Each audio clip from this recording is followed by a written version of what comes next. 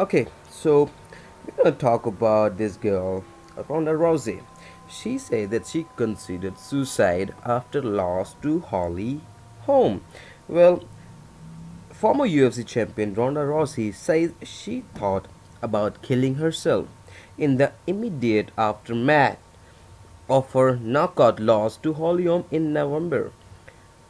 Well, this girl was bragging a lot that she can beat Mayweather, she can beat any guy in this world, she can beat any girl in this world.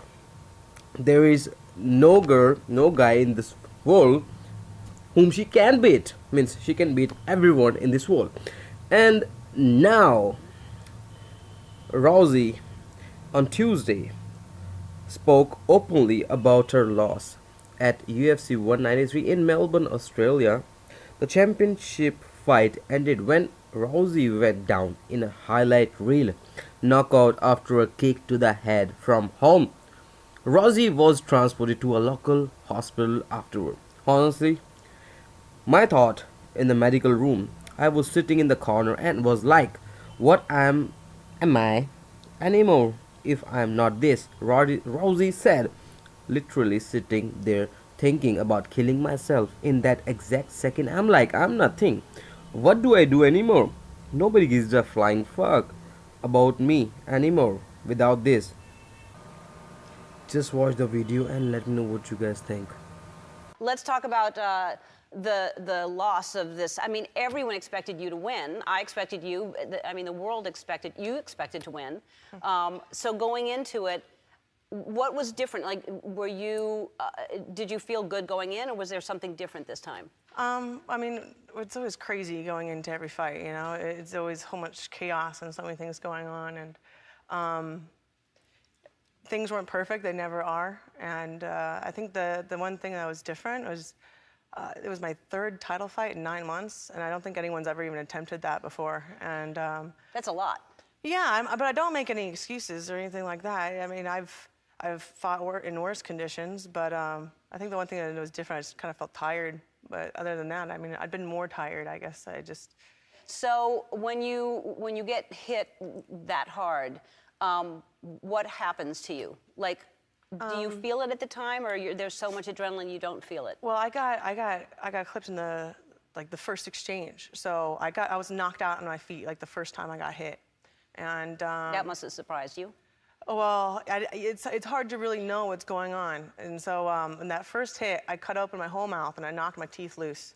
And you know, guys fight for 5 5-minute rounds and they're teeing off each other's faces the whole time, and nothing like that happens. And it was just destiny. It had to go down that way. And it was weird. I had like no perception of like I felt like almost like I couldn't see. Like I could see, but I couldn't tell like how far my hand was from my face or how far she was from me. Like when you sit and you're not moving and you still are aware of where your body is, that's like a part of your brain that's telling you where you are in space. And it was like that kind of turned off. I was like swinging blindly. I knew she was out there, but like it was, I really don't remember most of it. That must have been really scary then, because you're aware that that's happening, and also that's like in a split second you're aware of that, and you're still trying to protect yourself. Well, you're aware of that, and you have to try and not make it appear as if you're hurt. Right. Because if someone can tell, then they're going to swarm in on you. And so I was trying my best to make it, to kind of hide the fact that I wasn't even there anymore.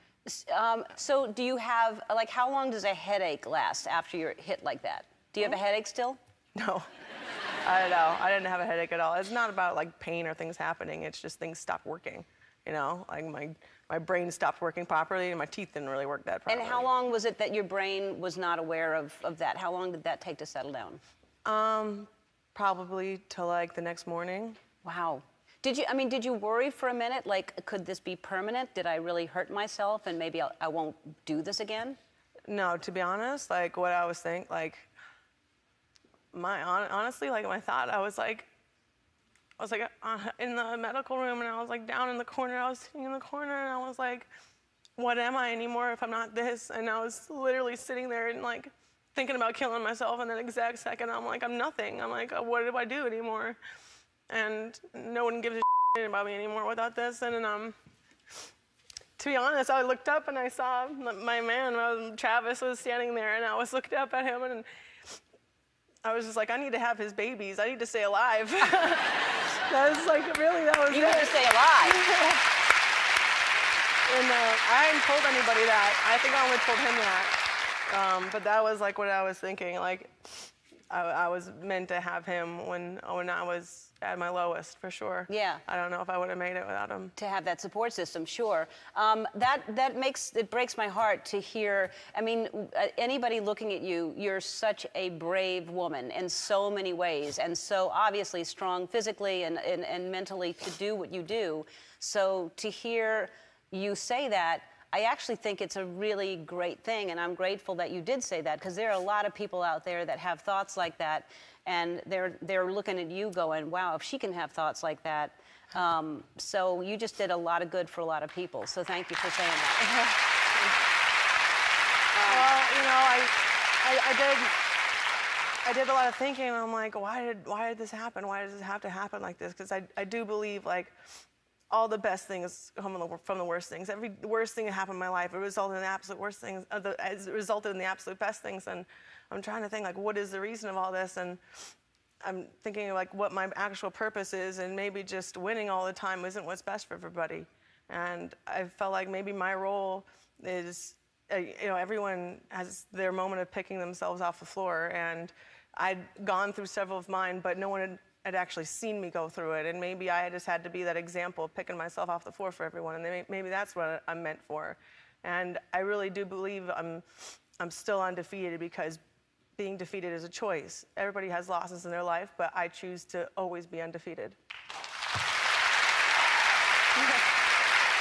Good for you. Good for you.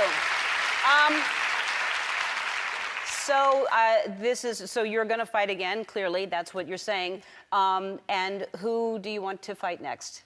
Of course, I want to fight Holly. Right. I want to beat her and make everything right again. Of course. So Holly's going to fight somebody else next, and so I'm assuming you want Holly to beat that person so that no one else beats Holly. Of course, I want to be the one to beat Right. her. Okay. So poor Holly. Look out. I mean. I don't feel bad for her at all. Yeah, all right. Well, listen, I think you're amazing, and you know that. I told you that last time you were here, but you just won me over even more. I think showing vulnerability and showing that just because you're strong, it doesn't mean you have a soft side and a vulnerable side, and I think it's important to have both. You can't, if you're just strong, you're not a human being. We all have everything that you're showing. So thank you for showing that. We have to take a break, and we'll come back and talk about this amazing sport. Rousey said her relationship with her boyfriend, UFC heavyweight Travis Browne, was ultimately what got her through that moment. I looked up and saw my man. Travis was standing there.